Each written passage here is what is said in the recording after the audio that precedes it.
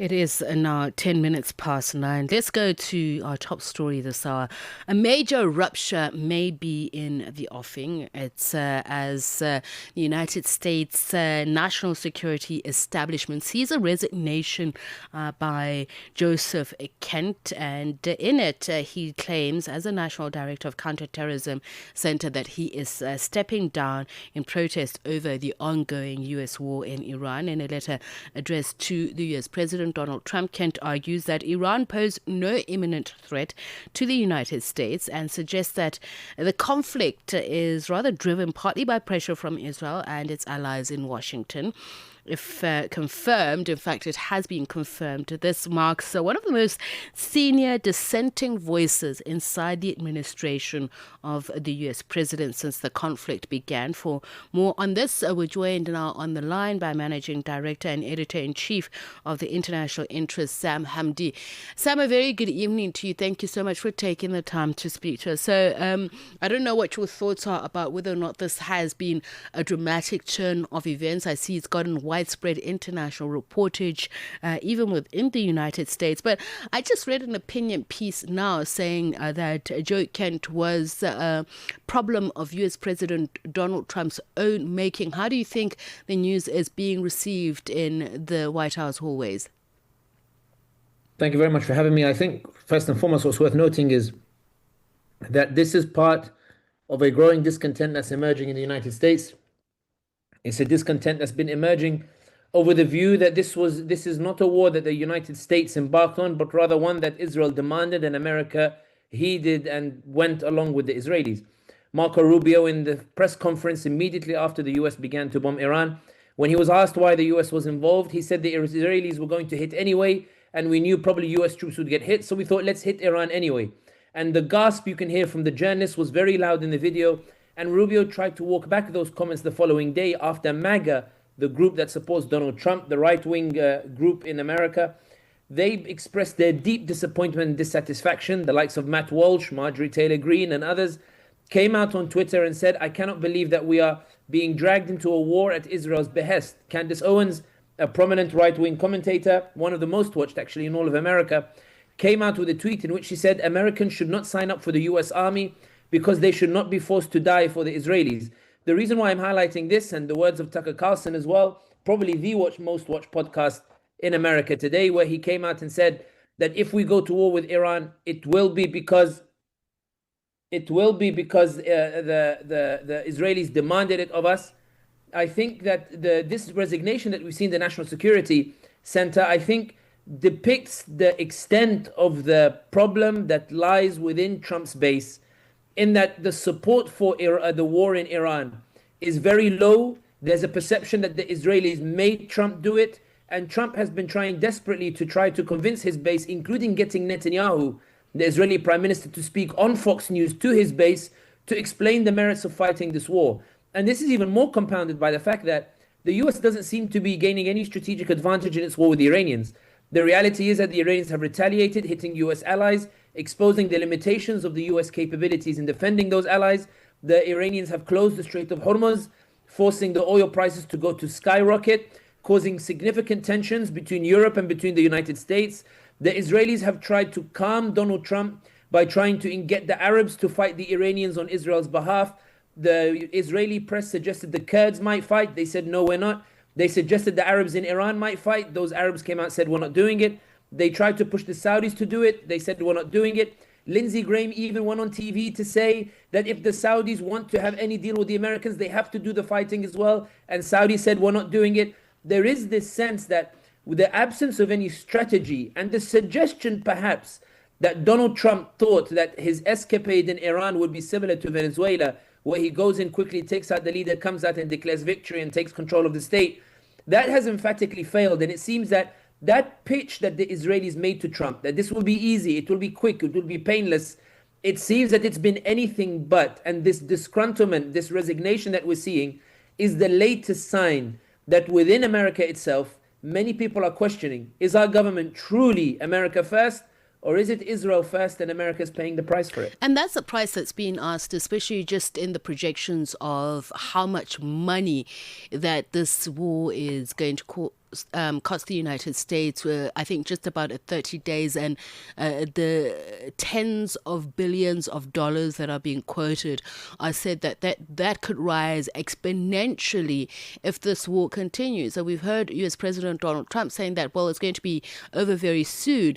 But a very notable absence in terms of shoring up U.S. efforts in Iran has been that of Vice President J.D. Vance. Is there any particular speculation why you've mentioned right-wingers who are within MAGA, some of whom have been openly critical about this war as well? I think what was very interesting is that Trump has been sending out his economic advisors to give interviews, and we've seen that Marco Rubio has taken a back seat, the Secretary of State. J.D. Vance hasn't appeared much, and in fact there have been leaks that he's dissatisfied with the course of the war in Iran, and that's brought a criticism of its own, suggesting that J.D. Vance doesn't want to openly criticize Donald Trump because he doesn't want to bear the consequences, but wants people to believe the distance between him and this war in Iran in case he wants to run for the presidency in the future. I think the fact that Donald Trump tried to get the Europeans on board to attack the Iranians and the Europeans told him no as well. I think that when we're looking at what's unfolding in America, even the cost of this war, Donald Trump has suggested perhaps that the Arabs might foot the bill, but the Arabs are in a deep crisis at the moment, in the sense that they paid all this money to the Americans. They paid billions and trillions to the Americans. They kept buying weapons from the Americans. They gave preferential treatment to the Americans. Their economies are heavily dependent on the Americans. Every time the American president would go to the region, they'd come back with billions in investment as an exchange for security in the region and development of American military bases. Those American military bases have not only failed to protect these Arab states, but they have been the reason why those Arab states are being attacked. In other words, they went from being a guarantee of security to a guarantee of being threatened and being bombed instead. And that's why I think that when Donald Trump talks about the price that will be paid in the war, I think that he's expecting that the Arabs will foot the bill. He's expecting that those billions and trillions, he can still demand those from the Arab nations, even though he did not protect them. But I think these Arab nations will be very hesitant to do so. And I don't think the US has the capabilities to replenish its presence in the region, given that when you consider that a $10,000 Iranian missile is being brought down by a $200 million American missile, you can see that who has the advantage in terms of the ability to create multiple, or it's like somebody described throwing a Faberge, a diamond egg, throwing it just to break a window. The point that I'm saying here is I think that Donald Trump will struggle to find economic relief, and America may struggle to recover economically for what can only be described as a disastrous war for the Americans. So let's look at this, the resignation of the head of America's counterterrorism apparatus, who says there is no imminent threat. What does this tell us about the intelligence, capability, and even appetite for it?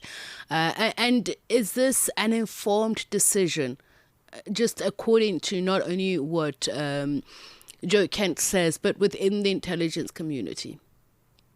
I think that Tucker Carlson suggested that when he met with Donald Trump in the White House, that Donald Trump had been shown information from the Israelis that Iran was weak, it would be defeated very quickly, it didn't have a proper army, its missiles were significantly diminished, and that if he embarked on a war with the Iranians, and it's this point in particular, that the Americans would celebrate Donald Trump for it.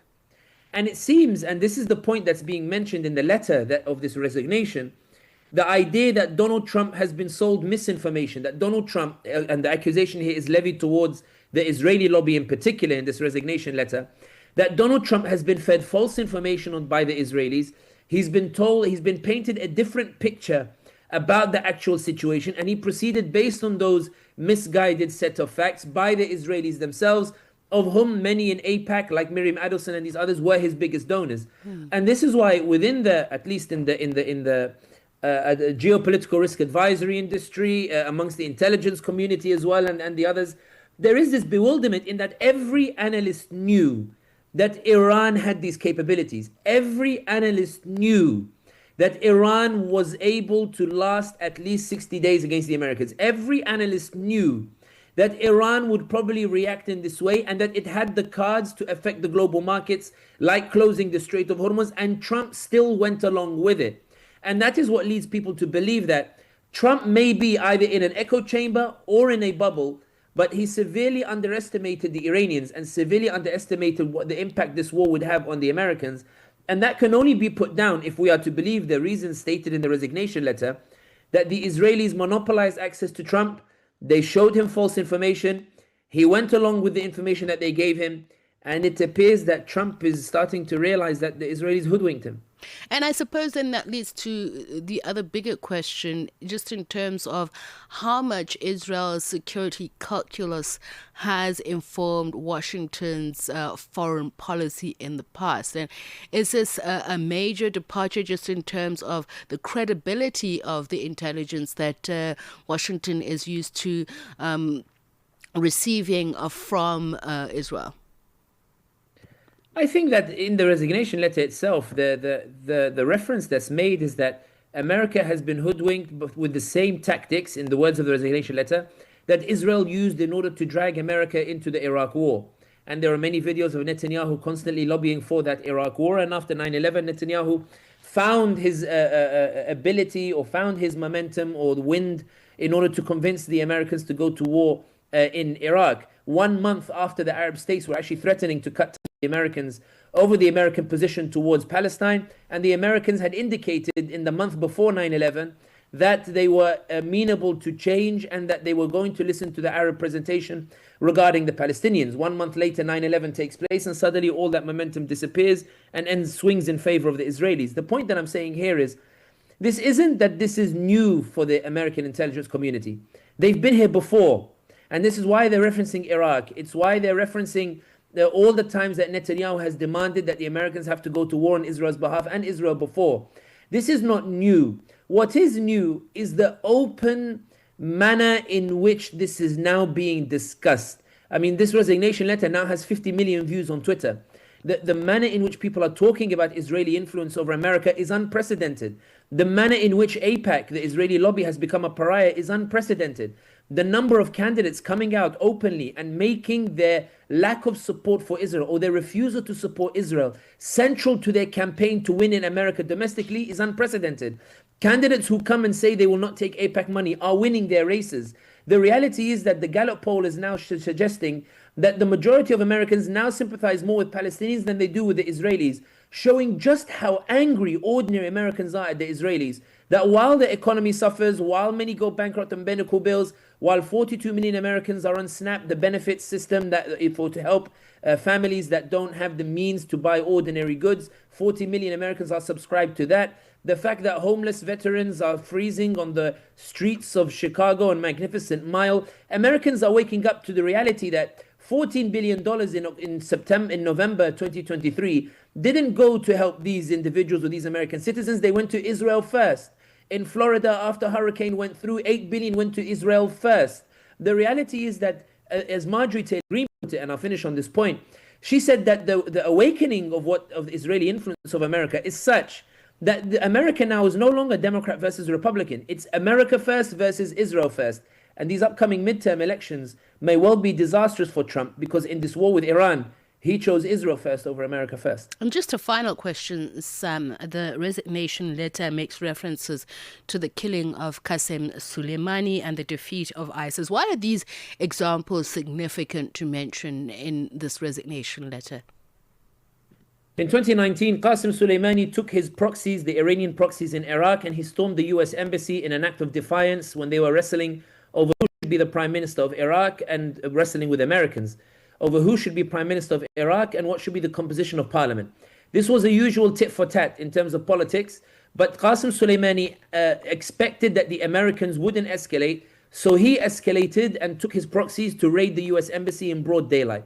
Trump felt humiliated and responded by assassinating Qasem Soleimani, which was a body blow to the Iranians, given that he was central to all of their foreign policy and central to their escapades in Syria, their control in Lebanon, their control in Iraq, and their support of the Houthis in Yemen. The Iranians didn't respond by going to war. They felt that they'd been hit very hard, they'd been punched in the stomach, so instead they agreed with the Americans that they would fire some missiles at a US base for PR purposes domestically, and the Americans very soon de-escalated, and it was just a one hit, and Trump correctly assessed that the Iranians would not escalate. The letter is making reference that Trump read it correctly at that moment when he acted in America's interest. Not that I'm saying I agree with it, but that's the point, the reference being made here.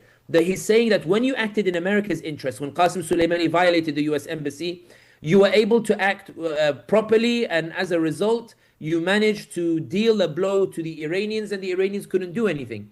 This time, however, he's saying you're doing it for the Israelis, which is why it's disastrous. And so I think that it's a manner in which in this letter they're calling on Trump to go back to America first, as opposed to being dragged Israel first because of whatever false information the Israelis fed him. An interesting statement on the conviction behind the war. Sam, thank you so much for speaking to us and sharing your insights with us. Sam Hamdi, giving us a blow-by-blow account of what's been happening since the announcement of Joe Kent, who's the head of crime intelligence in the United States, who stepped down. Managing director and editor-in-chief of the International Interest, Sam Hamdi, brings the time to exactly 21:30.